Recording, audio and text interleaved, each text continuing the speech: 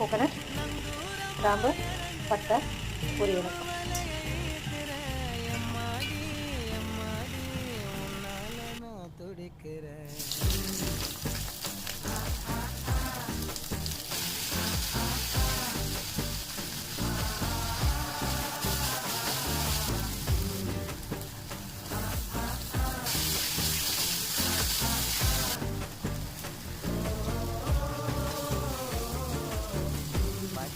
குத்திக்கின உன்னோட பேர வழியில குச்சேலி 10,000 வீர பச்சை குத்திக்கின உன்னோட பேர வழியில குச்சேலி